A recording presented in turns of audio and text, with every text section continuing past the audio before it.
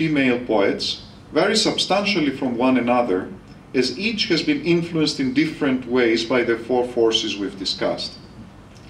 The first woman poet in this rich contemporary crop was undoubtedly Melissanthi. Melissanthi was the pen name of Ivi Kouya. She was born in Athens in 1907 and published her first poetry collection, Phones Endomou, Voices of Insect, in 1930. The following year she published Prophecies, Propheties, which became the literary event of the year. Unlike other women poets of the time who followed the established lyrical and sentimental, polemic if you want, themes, Melissanthi delved boldly into the depths of existentialism and metaphysical agony. She signaled a break with the past, and thus became the first one of the contemporaries, opening the door of creativity for the women that followed. Here's one of her most famous and evocative poems, Στη νύχτα που έρχεται, In the Night That Comes.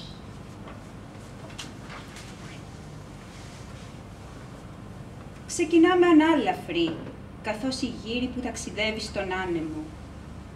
Γρήγορα πέφτουμε στο χώμα, ρίχνουμε ρίζες, ρίχνουμε κλαδιά, γινόμαστε δέντρα που διψούν ουρανό και όλα αρπαζόμαστε με δύναμη από τη γη. Μας βρίσκουν τα τέλειωτα καλοκαίρια, τα μεγάλα κάματα. Οι άνεμοι, τα νερά παίρνουν τα φύλλα μας. Αργότερα πλακώνουν οι βαριές συννεφιές. Μας τυραννούν οι χειμώνες και οι καταιγίδες. Μα πάντα αντιστεκόμαστε, ορθωνόμαστε, πάντα ντυνόμαστε με νέο φύλλωμα.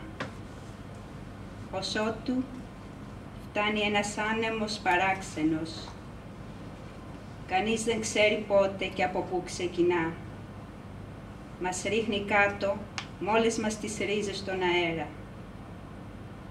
Για λίγο, ακόμα, μες στη φιλοσιά μας, κάθεται κρυμμένο να πει μια τρίλια του στη νύχτα που έρχεται ένα πουλί.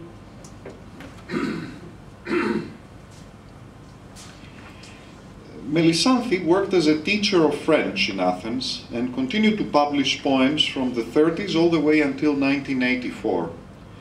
She kept an eclectic circle of literary friends and mentored many a young poet at her cozy ground floor apartment, which was a striking oasis of tranquility amid the bustle of the busy Makriani district of Athens. Melissanthi passed away in 1990. A somewhat different take on everyday reality was proposed by the most famous of her successors, the Athenian Kiki Dimoula, born in 1931.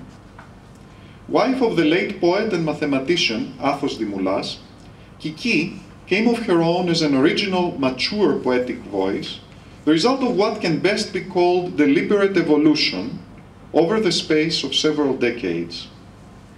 Even though she started publishing in 1952, in a sense, her gradual coming of age reminds one of Cavafy, whose stunning poetic creations came late in life. Since 2002, Kiki Dimoula holds the chair of poetry at the Academy of Athens. Dimoula's mature works added an altogether new dimension to modern Greek poetry. Having experienced the drama of the existential dissolution of post-war humanity, and at the same time the dead ends in a world that has lost the gift of faith, her poetry mapped a world that is both homeless and insecure, a world in which the poet, in order to survive, had to plunge into the fundamental dynamics of the creative process and interfere decisively with their logic.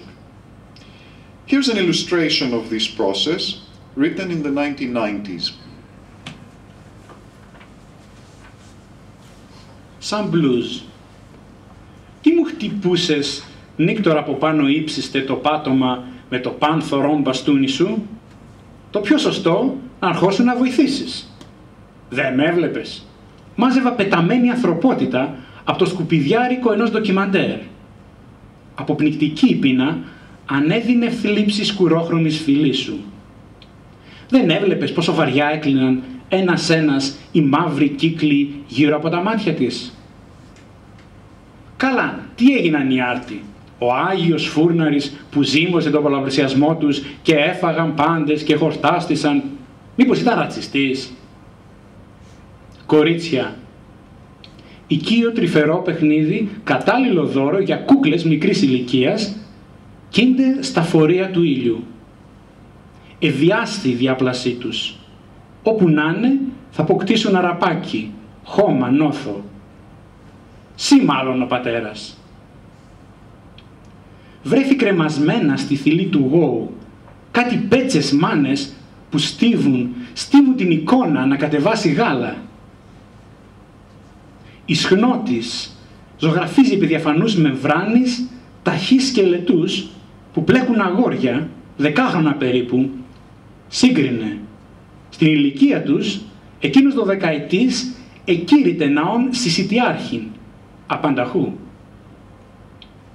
Δεν θα το πιστέψεις, ετούτα εδώ τα πλάσματα μαζί και το Χριστό, όταν ακόμα ήταν σταυρουλάκι, κόσμημα πανάλαφρο στον ανήφορο λαιμό, εγώ τα έχω γεννήσει, ρόδινα.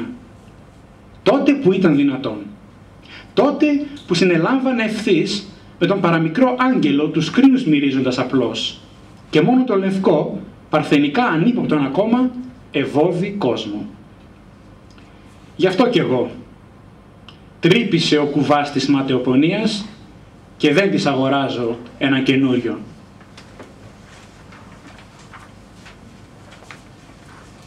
The writing of Kiki Dimoula turned the grammar of the Greek language against the meaning of words, attempting, thus, to strengthen the emotive power of verse through astonishment and surprise. All her lines suggest the stability of a world that eyes can't see, but which becomes whole through its imaginary reconstruction within the poem as an organic whole.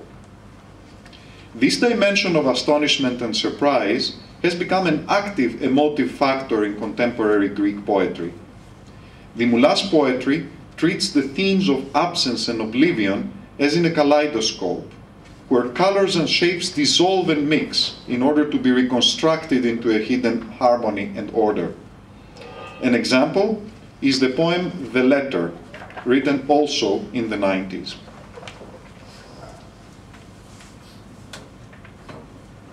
Γράμμα. Ο ταχυδρόμος, σέρνοντας στα βήματά του την ελπίδα μου έφερε και σήμερα ένα φάκελο με τη σιωπή σου. Το όνομά μου γραμμένο απ' έξω με λίθι. Η διεύθυνσή μου ένας ανύπαρκτος δρόμος.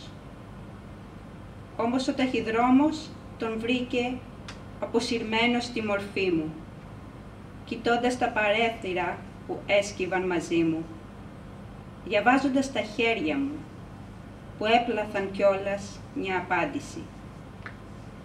Θα τον ανοίξω με την καρτερία μου και θα ξεσηκώσω με τη μελαγχολία μου τα άγραφά σου. Και αύριο θα σου απαντήσω, στέλνοντάς σου μια φωτογραφία μου. Στο πέτο θα έχω σπασμένα τριφύλια, στο στήθος καμένο το μενταγιόν της συντριβής και στα αυτιά μου θα κρεμάσω συλλογή σου, τη σιωπή σου.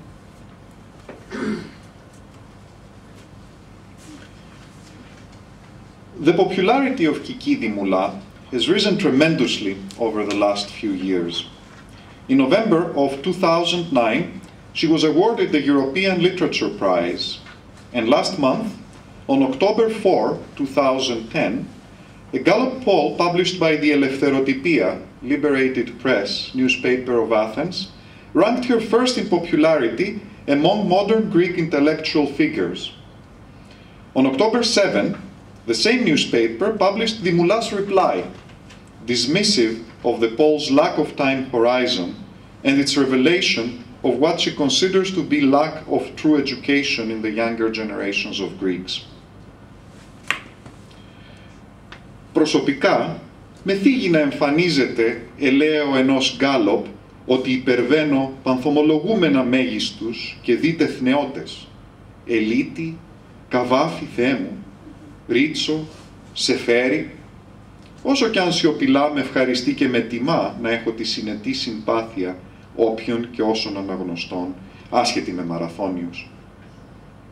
Με θίγει, με αφορά πολιτισμένα, ότι ο Μάνος Χατζηδάκης μίκρινε ως τελευταίος.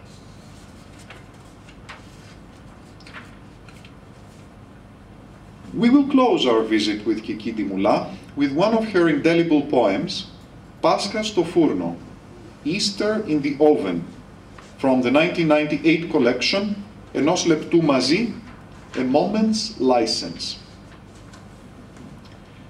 Πάσχα στο φούρνο. Βέλαζε το κατσίκι, επίμονα, βραχνά. Άνοιξα το φούρνο με θυμό. Τι φωνάζεις, είπα, σε ακούνε οι καλεσμένοι. Ο φούρνος σου δεν γκέει, βέλαξε. Κάνε κάτι, αλλιώς θα μείνει νηστική χρονιάρα μέρα η ομότητά σας. Έβαλα το χέρι μου, πράγματι, παγωμένο το μέτωπο, τα πόδια, ο σβέρκος, το χορτάρι, η βοσκή, τα κατσάβραχα, η σφαγή.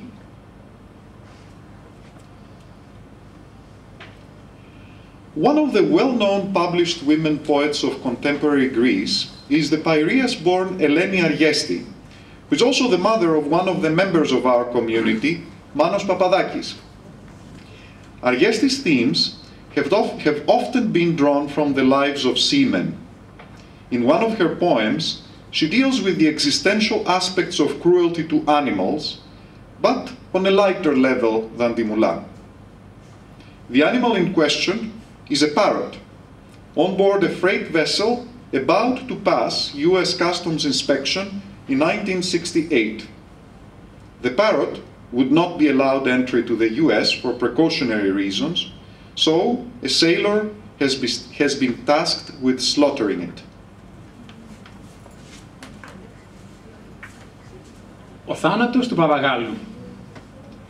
Μιλούσε γαλλικά, très bien, oui, και είχε το χρώμα του πυκνό παπαγαλί. Πολύ το πλήρωμα γελούσε και σαν η ώρα δεν περνούσε, κάθονταν όλοι τους τριγύρω και ο παπαγάλος τους κοιτούσε. Όμως το πλοίο χωρίς άλλο θα έπρεπε κάπου να πλευρίσει. Θα βύθιζαν λοιπόν κλουβί και παπαγάλο μες στο νερό το δίχως άλλο. Πικρά μονολογούσε ο έρμος ναύτης, καθώς το μελοθάνο το πουλί κρατούσε. Πώς θενατό σβήνει το μάτι τη μοναξιά τους που σωστά μετρούσε.